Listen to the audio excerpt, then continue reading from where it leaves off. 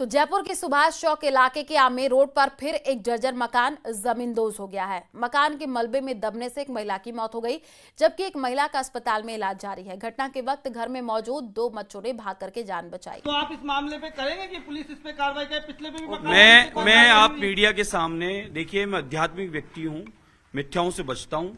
मैं आप मीडिया के सामने 100% कह रहा हूँ कि मकान मालिक अपराधी है, उस पर कार्रवाई होनी चाहिए और कार्रवाई होगी। कि ऐसी स्थिति में मकान जो है, जो गिरने की स्थिति में, वो कैसे किसी चौकीदार को यहाँ उस हवाले छोड़ सकता है? उसको ये समझ नहीं है कि यहाँ पर कितनी बड़ी दुर्घटना घट सकती है, किसी का जीवन जा सकता है। जीवन की कीमत है, इस मकान, दुकान और पैसे की कीमत है। वो मकान मालिक तो बोल रहा है उसे नोटिस ही नहीं मिला, और आपके डीसी बोल रहे हैं उन्हें नोटिस थमाया गया है। नहीं, ऐसा नहीं, वो झूठ बोल रहा है। हमारे अधिकारियों ने लगातार नोटिस दे रहे हैं, बराबर शिकायतें हो रही है। हमारे पार्षद साहब बराबर इन सबको सूचना कर रहे हैं। लेकिन आप जानते हो कि हम लोग कोई ऐसा डंडा नहीं चला सकते। महाराज आप एक ही बताओ, दीपक भाई एक मिनट, इस मामले में क्या अलग चीज देखने को मिली कि स्थानीय पार्षद कोई हो रहे विक्रम जी, और जबकि यहाँ पर दूसरे वार्ड के पार्षद जो कि फारूक है, वो मकान मालिक को साइड में लेके गए। क्या माजरा है, क्या लगता है? जिस समय दुर्घटना घटी थी, हमारा पुलिस प्रशासन, हमारे पार्षद विक्रम जी और हमारे निगम की डीसी सीमा जी और पूरी टीम यहाँ उसी समय मौके पर मौजूद थी। उसी समय ड्यूटी पर नहीं होने के बाद भी मौजूद थे। हमारे तो पूरे यहाँ के कार्यकर्ता भी मौजूद थे, बराबर संपर्क में थे, और जो लोग यहाँ थे उनको बचाने के लिए दौड़ भाग भी कर रहे थे अपनी। लेकिन बाहर के आदमी जो राजनीति करने ही आए हैं, कांग्रेस के श्रीमान, उन्होंने यहाँ पर जिस प्रकार का जो वातावरण दूषित किया और कुछ लोगों को बचाने की नीयत से भगा के ले गए, तो मेरे को लगता है कहीं ना कहीं कोई झालम झोल है। इस मकान में जो कुछ भी कारण रहा होगा, पुराना है या कोई विवाद चल रहा है या मकान मालिकों का कोई आपसी मामला है, लेकिन ऐसी दुर्घटना में तो कम से कम संवेदना रखनी चाहिए थी। उन लोगों की जिम्मेदारी बनती थी कि पहले जो दुर्घटना घटी है उनकी मदद करें, जो समस्या मौके पर उसके निराकरण के लिए खड़े रहें। लेकिन वो किन्हीं को बचाने के लिए वो कांग्रेसी श्रीमान आए और उसको भगा कर लेकर हमारी टीम अभी भी मौके पर खड़ी है। सहायता को लेकर के क्या घोषणा रहेगी, किस तरीके से? 2 छोटे-छोटे बच्चे हैं उनके, और पिता का साया पहले ही उठ चुका उनके यहाँ से। महिला के पति भी नहीं है और 2 छोटे बच्चे। उसके इलाज की जिम्मेदारी मेरी है।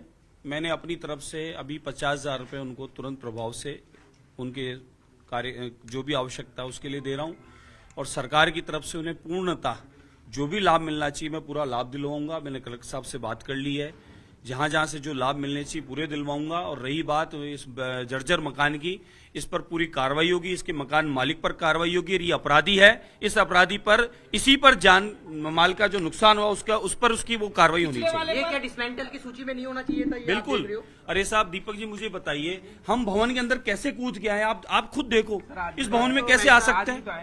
आज तो, अरे साहब, आज तो दुर्घटना घटी है। आज आपको बुलडोजर चलाने की जरूरत पड़ती क्या, ये बताइए? ऐसे मकानों को हम सब ने लिस्ट बना रखी है, लगातार सीले हो रही है, हाहाकार मचा हुआ है। बिल्कुल है, बिल्कुल है, मैं तो खुद कह रहा हूँ। आप अंदर देखो, पीछे ताले लगे मकान में घुस सकते हैं क्या साहब? आप बताओ। ताले लग रहे हैं मकान के, बाहर चौकीदार बैठा है, 2-3 चौक कूद के अंदर आना पड़ता है। कौन कहाँ आएगा, कैसे आएगा? की जिम्मेदारी भी एक ही होती है। प्रशासन की जिम्मेदारी पूरी निभा रहे हैं, लगातार नोटिस दे रहे हैं। आपने स्थिति देखी, आज आप लोग ताला तोड़कर अंदर घुसे जब पता चल रहा है ऐसा मकान है। सर, पिछली घटना हुई थी, उसके बाद ये कहा गया था कि जो किराएदार रह रहे हैं, जर्जर भवन है, नोटिस दे दिए गए, उन्हें जबरन चालू है। आप लिस्ट ले लें, निगम से अनगिनत खाली कराए हमने। देखिए वो पट्टी टूटने वाली है, अपने को बाहर चलना चाहिए। आप टूटी हुई है वो तो देखिए, खुद यहाँ पर जो बीजेपी विधायक बाल मुकुंदाचार्य ये मान रहे हैं कि ये जो भवन है ये भी गिर सकता है। इसकी तस्वीरें आप देख सकते हैं कि इस बिल्डिंग की जो है वो पट्टियां टूट चुकी हैं। किसी भी वक्त इस तरीके के ये जो जर्जर भवन है वो हादसे का जो शिकार हो सकते हैं। आप तस्वीरें यहाँ पर देख सकते हैं कि बीजेपी विधायक बाल मुकुंदाचार्य ने परिवार को 50,000 रुपए की जो है वो आर्थिक मदद देने की घोषणा की है। सर, परिवार को आपने 50,000 रुपए की आर्थिक मदद देने की घोषणा, ये मैंने नहीं घोषणा नहीं की, हाथों हाथ दूंगा साहब। घोषणा नहीं, मैं तो हाथों हाथ ही दूंगा, अभी दे के जाऊंगा। और संबंधित मेरे जो कार्यकर्ता हैं, जहां जहां जो लोग एडमिट हैं, बीमार हैं, एसएमएस में इलाज चल रहा है, उन सबको देख रहे हैं। और उस परिवार से भी मैं मिलकर उनकी तुरंत पूरी मदद करूंगा। सरकार से जो मदद होनी चाहिए पूरी मदद कराऊंगा। और ये मकान मालिक है, ये अपराधी है, इस पर पूरी कार्रवाई होगी। क्या सर मुकदमा दर्ज होगा? कब दिया था अपन ने? 12/8 को नोटिस दिया था। बुलाइए आप सबको। अरे भाई साहब आइए, 12/8 को नोटिस दिया था। हम एक बात बताओ, इस मकान में कैसे घुसे अंदर? हम ये हमारा अधिकार है, हमारे पे केस नहीं लग जाएगा, अगले का सामान पड़ा है यहाँ पर। महाराज आप पिछले वाले केस पे स्थिति स्पष्ट नहीं करे अभी। किसी मकान में वो घुस ही नहीं सकते, कैसे घुसेंगे किसी के मकान में? विधायक जी तो देखिए, ये थे विधायक बाल मुकुंदाचार्य। इस हादसे के बाद में कहा जा सकता है कि जो प्रशासन जो है वो एक्शन में आया है, लेकिन ये तस्वीरें आप देख सकते हैं कि किस तरीके से ये जो जर्जर जो भवन है उनकी स्थिति, किसी भी वक्त जो है ये हादसा हो सकता है। लेकिन सबसे बड़ा ये सवाल है कि आखिर इस मौत का गुनहगार कौन है? प्रशासन जो है वो मकान मालिक को जिम्मेदार ठहरा रहा है, तो वहीं जो मकान मालिक है उसका ये कहना है कि उन्हें नगर निगम प्रशासन की ओर से किसी भी प्रकार का नोटिस नहीं मिला है, नोटिस जो है वो तामील नहीं हुआ है। तो कुल मिलाकर कहा जा सकता है कि इस मौत का जो गुनहगार है वो आखिर कौन है? आप ये जो देख सकते हैं कि सुबह 7 बजे हादसा हुआ।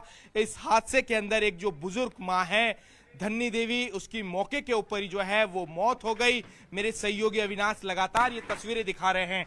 जो एक परिवार, सास और जो माँ है वो यहाँ पर रह रही थी। छोटा सा आप ये देखिए कि इस घर के अंदर 2 चारपाई यहाँ पर है, छोटे छोटे ये जो नौनिहाल बच्चे हैं। आखिर इन्होंने 4 साल पहले अपने जो पिता का साया खोया है। अभी तक आपकी माँ की जो तबीयत है वो कैसी है? अभी तो ठीक है। कहाँ भर्ती है? अभी एसएमएस हॉस्पिटल।